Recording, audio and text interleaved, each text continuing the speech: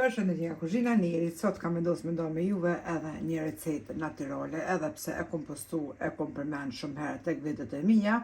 Motrat tona nuk pigjojnë, edhe kështu që po më pyetin rregullisht, Neri poston ndonjë recetë natyrale për pastrimin e yndyrës së melçisë, pra pastrimin e melçisë të yndyrshme. Krejt çka në viten janë vetëm një përbërës natyral që mundeni me përgatitë secila motën në shtëpi.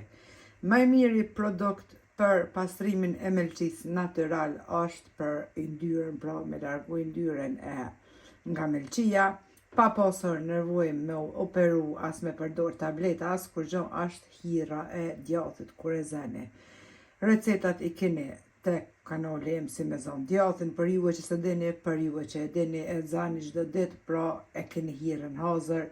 Veç hira e djathit mbasi që e nxani djathin ashtu siç është mandej kur ftofet, ju me vlu, ju me nxema sanena, ashtu se keni nxon prej djathit, e merrni, e leni me ftof edhe e leni në shishe qelçit në frigorifer. Nuk e vloni sepse ja hopni krejt vlerat ushqyese që ka, pra vlerat e mira ose vitaminat për ndryshe.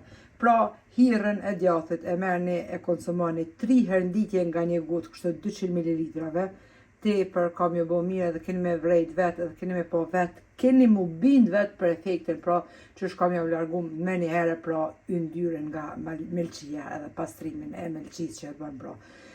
Hira është shumë e pasur, pra me protein, po ashtu edhe për juve që bëni sport, edhe për ndryshe të dobëson me pi. Kështu që përdorni hirën kështu të ftoftë, mbasi që e nxani djathin, pra e lani në frigorifer 3 herë nditje nga një gotë, 200 ml edhe e shihni vetë. Ju përshëndes përzemërsisht, i falenderoj për çdo pëlqim të recetat mia. Faleminderit për përkrahjen që ma bëni, komente të bukura deri në recetën e radhës nga kuzhina e Nerit. Miru pafshim.